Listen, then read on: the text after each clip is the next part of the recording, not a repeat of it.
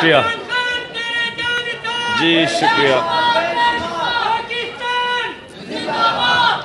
بسم اللہ الرحمن الرحیم.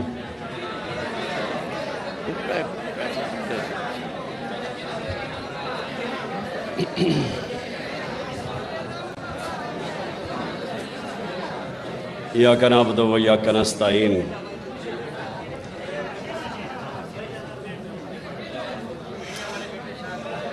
میرے معزز علماء، معزز مشائخ، میں پہلے تو آپ سب کا شکریہ ادا کرتا ہوں. آپ یہاں تشریف لائے اور میں نے آپ کی تقریریں بھی سنی. تو میں سب سے پہلے آپ کو ایک اپنی بات شروع کرنے سے پہلے میں یہ واضح کر دوں، تھوڑا اس طرف ہو جاؤ،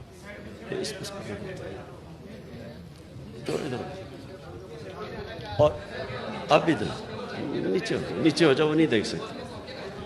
تو میں یہ واضح کر دوں کہ میں کوئی اسلام کا کوئی عالم نہیں ہوں.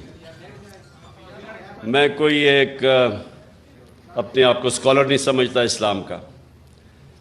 لیکن میں جس طرح کل بھی میں نے یہ بات کی کہ میں نے اپنی زندگی کے تجربے سے اور میں نے بڑا مغربی کلچر اندر سے دیکھا، اور اپنا تو میں جانتا تھا. ہم بڑے ہوئے ایک ایسے گھر میں جدھر شروع سے ہی ہمیں بڑی تربیت دی گئی اسلام کی. تو لیکن مجھے جو فرق ہے باقی لوگوں سے، میں جو مغربی کلچر ہے وہ میں شاید ہی کوئی اتنا بہتر سمجھتا ہوں جو میرے سے زیادہ. تو میرا زندگی کا سفر وہ اس طرح ہوا کہ میں جب دونوں کلچر کا موازنہ کیا تو آہستہ آہستہ میں اس نتیجے پہ آتا گیا کہ وہ جو مغربی معاشرہ ہمارے سے آگے نکلا ہے اور ہم پیچھے رہ گئے، میں آہستہ آہستہ اس نتیجے پہ آ گیا کہ اس کی ایک وجہ ہے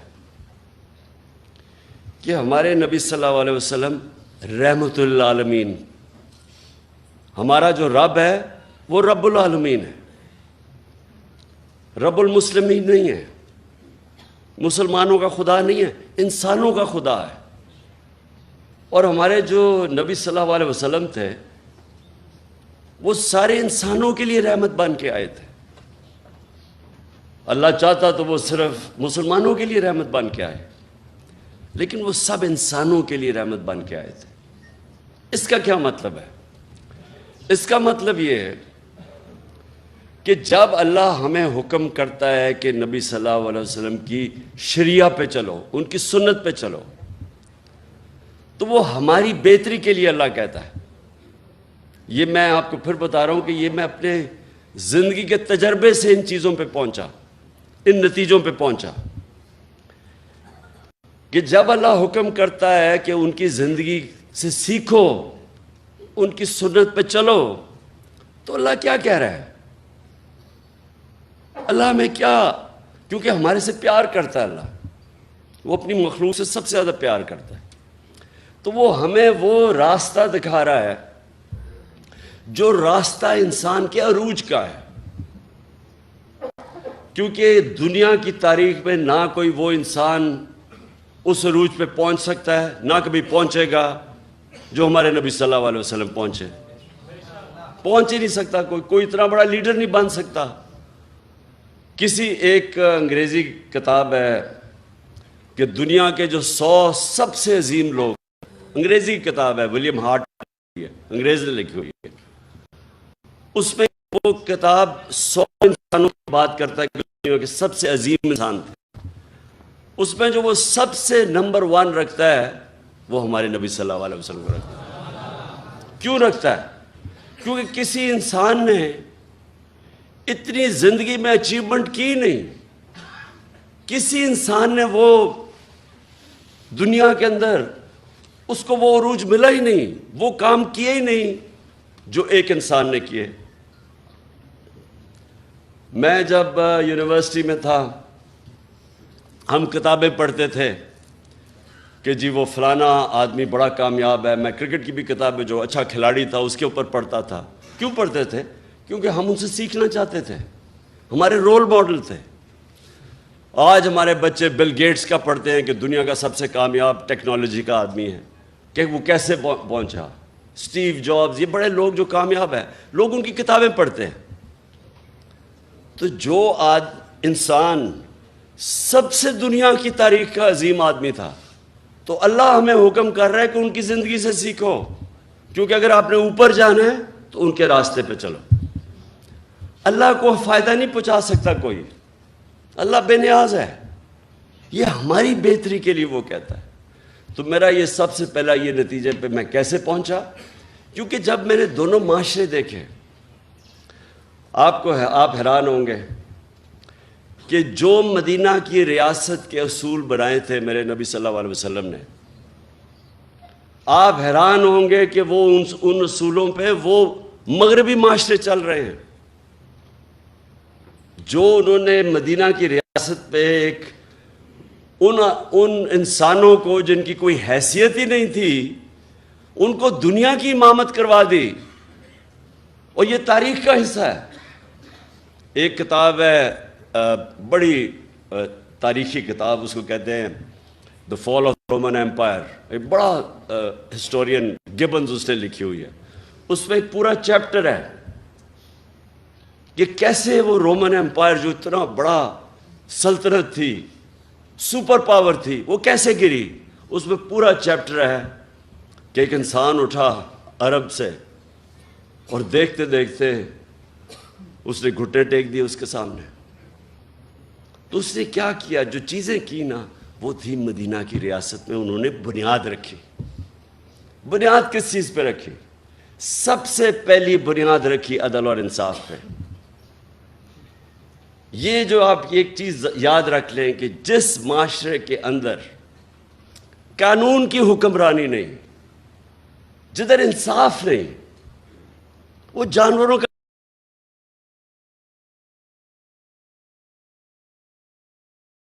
معاشرہ ہے۔ جانوروں کے معاشرے میں انصاف نہیں ہوتا۔ اللہ نے جتنے اپنے پیغمبر بھجوائے دنیا میں 1,40,000، وہ سارے ایک ہی پیغام دینے آئے تھے کہ جانوروں سے مختلف انسان کی معاشرے میں انصاف ہونا چاہیے۔ اور انصاف کا مطلب ہوتا ہے طاقتور اور کمزور کے لیے ایک قانون، قانون سے اوپر کوئی نہیں ہوتا۔ یہ یاد رکھیں، یہ سب سے بڑی بنیاد رکھی جاتی ہے ایک انسانی معاشرے پہ۔ جو نبی صلی اللہ علیہ وسلم، ان کے پاس ایک قریش، اس نے کہا جی قریش کی لڑکی نے چوری کی ہے، اس کو معاف کر دیں، قریش کی لڑکی ہے۔ تو انہوں نے کہا کہ میری اگر بیٹی بھی چوری کرے گی تو اس کو سزا ملے گی، کہ کوئی قانون سے اوپر نہیں ہے۔ اور پھر انہوں نے یہ کہا کہ تمہارے سے پہلے قومیں تباہ ہوئیں، جدھر ایک چھوٹا چور چوری کرتا تھا وہ جیل میں چلا جاتا تھا، لیکن طاقتور کو اس ملک کا انصاف کا نظام نہیں سزا دے سکتا تھا، قوم تباہ ہو جاتی ہے۔ یعنی کہ جس قوم میں انصاف نہیں ہوتا وہ تباہ ہو جاتی ہے۔ جو حضرت علی رضی اللہ تعالیٰ نے کہا کہ کفر کا نظام چل جائے گا، لیکن نا انصافی اور ظلم کا نہیں چل سکتا، ظلم کا نظام۔ آج اگر آپ نے دیکھنا ہے عدل اور انصاف، میں آپ کو ملک بتا دیتا ہوں۔ سوئٹزرلینڈ چلے جائیں، سب سے خوشحال ملک ہے، وسائل ہیں ہی نہیں۔ پاکستان میں اللہ نے اتنی نعمتیں بخشی ہیں وسائل کی حیثیت سے، لیکن سوئٹزرلینڈ میں تو ہے ہی کچھ نہیں۔ وہاں خوشحالی دیکھیں جا کے۔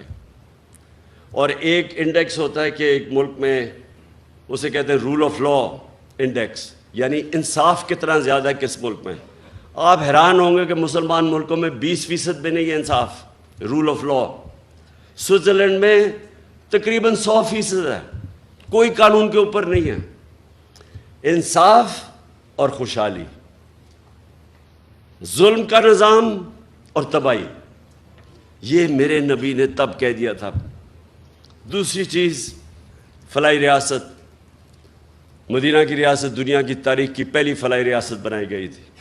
ریاست نے اپنے کمزور طبقے کی ذمہ داری لی تھی.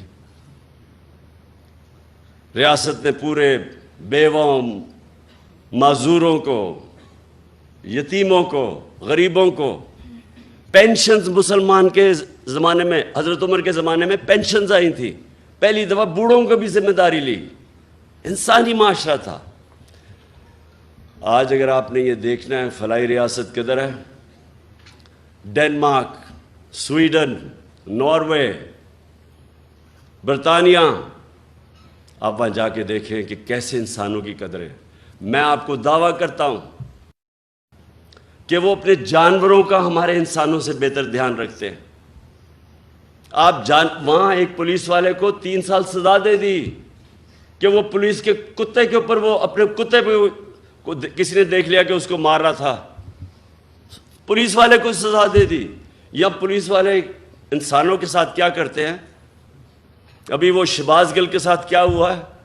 2 دن پکڑ کے اس کو مارا، ننگا کر کے اس کو تشدد کیا. وہاں انسانوں کو، انسانیت کا تو نظام اور ہے. وہ جانوروں کو، ان کی ایک ہے RSPCA، وہ دیکھتی ہے کہ کئی جانوروں پہ تو نہیں ظلم ہو رہا. اور یہ کدھر شروع ہوا تھا؟ حضرت عمر نے کیا کہا تھا کہ اگر کتا بھی میری ریاست کے اندر بھوکا مرے میں ذمہ دار ہوں. بس میں ایک منٹ، بس میں ذرا چاہتا ہوں کہ میری آپ آج بات سن لیں، کیونکہ میں پھر آخر میں آنے لگا ہوں یہ حقیقی آزادی کے اوپر. دیکھیں، جو نبی صلی اللہ علیہ وسلم کی سنت پہ چلے گا معاشرہ، وہ اوپر چلا جائے گا، چاہے وہ مسلمان ہے یا نہیں ہے، کیونکہ وہ رحمت للعالمین ہے. اور جب ہم اپنے آپ کو مسلمان کہتے ہیں اور ان کے اصولوں پہ نہیں چلتے تو پھر ہمارے سامنے تو انہوں نے کہا ہے کہ قومیں تباہ ہو جاتی. آج اب دیکھیں، میں زندگی کے 20-30 سال مغرب میں گزارے، وہاں تصور بھی نہیں کوئی کر سکتا کہ ایک ملک کا مجرم پکڑا جائے کہ لندن کے اندر بڑے بڑے محلات لیے ہوئے اور ایک رسید نہیں ہے کہ کدھر سے پیسہ آیا. 3 دفعہ پرائم منسٹر، بچے اس کے لندن بیٹھے ہیں، اربوں روپے کے گھروں میں رہتے ہیں. کہتے جی ہم پاکستانی شہری نہیں، اس لیے ہم بتاتے نہیں ہمارے پاس پیسہ کدھر سے آیا.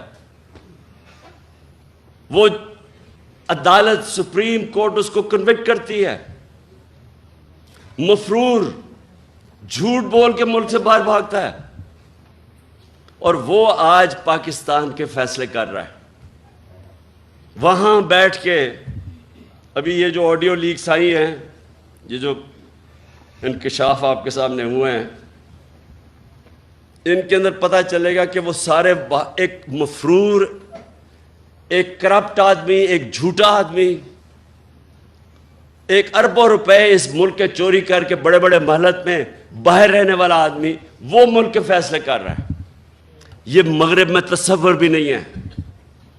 اور اس کا جو منشی اسحاق ڈار، وہ جو آیا ہے، یہاں پہنچا ہے، سوچیں کہ اس کو نیب نے بلایا، پوچھا کہ تمہاری پراپرٹیز کدھر سے آئی ہیں، بجائے جواب دینے کے لیے پرائم منسٹر کے جہاز میں مفرور ہو جاتا ہے. نون لیگ کے زمانے میں وہ آج پاکستان آ گیا ہے اور فائنانس منسٹر بن رہا ہے.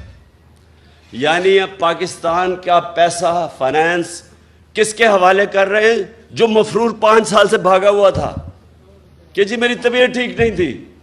وہ ابھی تک یہی نہیں پتا کہ 5 سال کس چیز کا علاج ہو رہا تھا. اس کا کوئی ایسی بیماری ابھی تک پتہ ہی نہیں ہے جس کو 5 سال لگ رہے تھے. وہ بیماری نہیں تھی، ڈرا ہوا تھا، اور تب اب ڈیل کر کے یہاں پہنچا ہے، اور اب آ کے پاکستان کا فائنانس منسٹر بنے گا. 22 کروڑ قوم کی، یعنی آپ کے خزانے پر بیٹھے گا.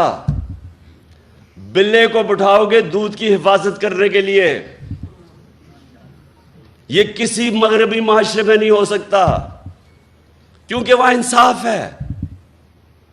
اور میں جب یہ چیزیں آپ کے سامنے رکھتا ہوں، اور یہ جو ابھی آپ نے فضل الرحمان کی بات کی، یہ اس گورنمنٹ کا حصہ ہے جدھر یہ ظلم ہو رہا ہے. سارے 60% جو کیبنٹ بیٹھی ہے، 60% کیبنٹ ضمانت پہ ہے، کرپشن کے کیسز کی ضمانت پہ ہے. یہ کس مغربی معاشرے میں ہوگا؟ اس لیے وہ ہمارے سے آگے ہیں کہ وہ ان کے جو احکامات میرے نبی نے ہمارے لیے، مسلمانوں کے معاشرے کے لیے جو ہمیں کہا تھا کہ یہ آپ کے لیے لازمی ہے، وہ ادھر چل رہے ہیں. انسانیت وہاں بہتر ہے، فلاحی ریاست بہتر ہے. وہاں غریب آدمی بے روزگار ہوتا ہے، اس کو پیسے ملتے ہیں جب تک روزگار نہیں ملتا. وہاں غریب آدمی کے لیے بہترین سکول ہیں، مفت پڑھائی ہے.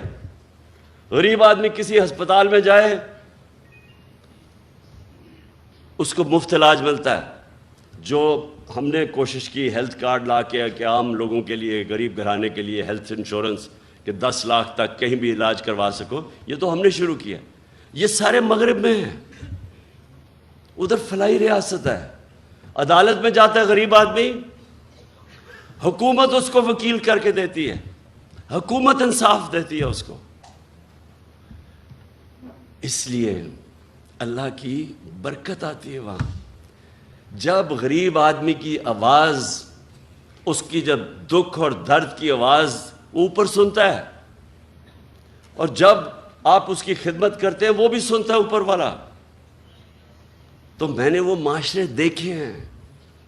اس لیے جب میں آیا تو حکومت میں جب میں آیا، حکومت سے پہلے میں بات نہیں کی. جب میں حکومت میں آیا، پرائم منسٹر بنا، تب میں شروع ہوا کہ یہاں ریاست مدینہ کے اصولوں پہ پاکستان کو کھڑا کرنا ہے. اس لیے کیا کہ یہ کوئی نہ سمجھے کہ میں ووٹ مانگنے کے لیے کر رہا ہوں، کہ لوگ میری نیت پہ نہ شک کریں. جس طرح فضل الرحمان اسلام کو بیچتا ہے، اس کو جو مرضی فتویٰ دلوانا اسے دلوا لو، اگر اس کو تم پوزیشن دے دو. اس کا تو مقصد اسلام، اگر 30 سال سے وہ پالیٹکس میں ہے، مجھے بتائے کہیں دنیا کے اندر اس نے ایک دفعہ اسلام کی کوئی بات کیا باہر جا کے؟ اور یہاں بتائے پاکستان میں کتنے لوگ اس کو دیکھ کے مسلمان ہوئے ہیں؟ میں دعویٰ کرتا ہوں کہ لوگ اس کو دیکھ کے اسلام سے دور ہو جاتے ہیں، کیونکہ وہ جب دیکھتے ہیں کہ صرف ایک انسان کے جو دین کے اوپر بات کر رہا ہے، سارا بات فتوے دین پہ دے رہا ہے، اور اس کے ضمیر کی قیمت ایک ڈیزل کا پرمٹ ہو، کون اس کو سمجھے گا؟ اس لیے میں آپ سے آج اپنے علماء اور مشائخ آپ سب سے یہ کہنا چاہتا ہوں کہ دیکھیں، یہ بڑا ایک پاکستان ایک فیصلہ کن موڑ پہ کھڑا ہے. انہوں نے جو باہر کے لوگ تھے، جو باہر کی قوتیں تھیں، وہ اس لیے نہیں انہوں نے مجھے یہ سازش کر کے ان ساروں کے ساتھ مل کے اندرونی اور بیرونی ملک مل کے سازش کر کے ہٹایا. اس لیے نہیں ہٹایا کہ وہ مجھے جانتے نہیں ہیں. مجھے سب سے زیادہ مغرب میں لوگ جانتے ہیں. انہوں نے اس لیے ہٹایا کہ وہ اس ملک میں ایسے لوگ چاہتے ہیں جو ان کی غلامی کریں.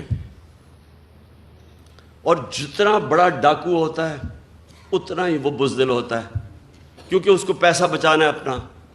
پیسے بچانے کے لیے وہ ملک کو قربان کرنے کے لیے تیار ہو جاتا ہے. ان سب کے پیسے باہر پڑے ہیں، ان کا اربوں ڈالر باہر پڑا ہے. چاہے یہ زرداری ہو، چاہے نواز شریف ہو، یہ خان 30 سال سے پیسہ چوری کر رہے ہیں ملک کا. ان کو اسی طرح کے لوگ چاہیے آپ کے اوپر، کیونکہ وہ جو ان کو کہیں گے وہ کریں گے.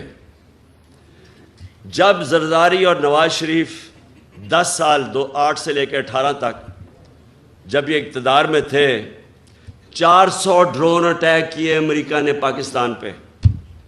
یہ دنیا کی تاریخ میں کبھی نہیں ہوا کہ جس ملک کے لیے آپ جنگ لڑ رہے ہیں وہ آپ کے اوپر یہ اٹیک کر رہا ہے. یہ کہیں نہیں ہوا آج تک. اور یہ سارے انسانی حقوق کی خلاف ورزی تھی، یہ سارے انٹرنیشنل لاز کی خلاف ورزی تھی. کوئی قانون آپ کو اجازت نہیں دیتا کہ آپ ہی فیصلہ کریں دہشت گرد کو آپ ہی مار دیں. ہمارا وہ الطاف حسین بیٹھا ہوا ہے لنڈن میں 30 سال سے, کیا کہیں گے کہ ہم ڈرون میں اٹیک کر کے اس کو مار سکتے ہیں؟ کوئی اجازت دے گا آپ کو؟ کہیں گے عدالت پہ جاؤ. اور ہمارے یہاں لوگوں کو کتنے بے قصور لوگ مارے یہاں. اور یہ دو بیٹھے ہوئے تھے, ایک دفعہ ان کے منہ سے امریکہ کے خلاف بات نہیں نکلی. کس نے اس کے خلاف پروٹیسٹ کیا؟ تحریک انصاف نے. ہم نے جا کے دھرنے دیے ڈرونز کے خلاف, ہم نے جا کے ساری جگہ اٹھایا. ان دونوں حکمرانوں نے کبھی کچھ نہیں کیا کیونکہ ان کے پیسے باہر پڑے ہیں, یہ اپنے پیسے کے غلام ہیں. آزادی جو حقیقی آزادی ہے وہ سب سے پہلے تو وہ آتی ہے کہ ایک حکومت ایسی ہو جو اپنے لوگوں کی بہتری کے لیے فیصلہ کرے, جو اپنے جس نظریے سے پاکستان بنا تھا اس کے لیے فیصلے کرے. اور وہ جب آپ ایک آزاد خود جب حکومت آتی ہے جو آزاد فارن پالیسی, تو وہ اس کو مشکل وقت سے نکلنا پڑتا ہے, کیونکہ آزادی کوئی پلیٹ میں نہیں دیتا کسی کو. آزادی کے لیے جدوجہد کرنی پڑتی ہے. ہمارے نبی صلی اللہ علیہ وسلم مدینے میں پہلے دن آزادی نہیں مل گئی تھی. کفار نے پوری کوشش کی. جنگ احد کے اندر بڑی مشکلوں سے مسلمان بچے. پھر جنگ خندق کے اندر تو سارے سمجھ رہے تھے کہ بچیں گے نہیں, اتنی بڑی فوج آئی اور گھیر لیا تھا ان کو. تو جدوجہد کی, قربانیاں دیں, پھر آزاد ہوئے اور پھر ایک عظیم قوم بنے. غلام تو کبھی اوپر جا ہی نہیں سکتے. اور جب ایک مسلمان دعویٰ کر دیتا ہے کہ لا الہ الا اللہ, اور پھر وہ کیسے کسی کی غلامی کر سکتا ہے؟ اس کا مطلب کہ آپ نے جو اللہ سے وعدہ کیا ہے, آپ نے حلف لیا ہے, لا الہ الا اللہ, اللہ سے آپ کا حلف ہے کہ اے اللہ تیرے سوا میں کسی کے سامنے نہیں جھکوں گا, پھر آپ کیسے کسی کی غلامی کر سکتے ہیں؟ اور پھر جب آپ یہ دعویٰ کر دیتے ہیں تو پھر اللہ آپ پہ چھوڑ دیتا ہے, اور قومیں وہ اٹھتی ہیں جو پھر اپنے پیر پہ کھڑی ہوتی ہیں, پھر قربانیاں دیتی ہیں, مل کے قوم قربانی دیتی ہے, وہ پھر نکل جاتی ہے. جو ہوا کہ دنیا کی تاریخ کا سب سے بڑا انقلاب آیا تھا مدینہ کے اندر. دنیا میں اتنا بڑا انقلاب نہیں آیا. 10 سال 622 اور 632 میں دنیا کا نقشہ بدل گیا, دنیا بدل گئی. 2 سپر پاورز تھی تب بھی. ہمیں بھی جب تک ہم ایک بحیثیت قوم ایک صحیح معنی میں اپنے آپ کو آزاد نہیں کرتے, جو ہمارا کلمہ ہمیں آزادی دیتا ہے, اور جب تک ہم یہ چوروں کی غلامی کریں گے جو باہر سے کنٹرولڈ ہیں, کوئی مستقبل نہیں ہے ملک کا. انہوں نے جو 5 مہینے کے اندر کہا جی ہم مہنگائی کم کرنے آئیں گے. 50 سال میں سب سے زیادہ مہنگائی ہوئی ہے آج پاکستان میں. 50 سال کے بعد ایسی مہنگائی ہے. کبھی ایسے معیشت جو 6% کے اوپر ترقی کر رہی تھی 6 مہینے پہلے, آج وہ بالکل نیچے گر چکی ہے. بے روزگاری بڑھ رہی ہے. یہ آپ کی خدمت کرنے نہیں آئے تھے, یہ اپنے کیسز ختم کرنے آئے تھے. انہوں نے جو چوری کی ہوئی ہے اس کو بچانے آئے تھے. یہ اسحاق ڈار جیسا فراڈ, یہ اب اسی NRO ڈیل کے تحت یہ پاکستان پہنچا ہے. اور ہماری بڑی بدقسمتی ہے کہ ہمارا نا انصاف کا نظام اس کو روک سکا, اور نہ ہمارے وہ لوگ جو ملک کے محافظ ہیں بنتے ہیں, نہ انہوں نے اس کا راستہ روکا. اور کون روکے گا؟ انشاءاللہ آپ کا بھائی عمران خان انشاءاللہ اس کا راستہ روکے گا.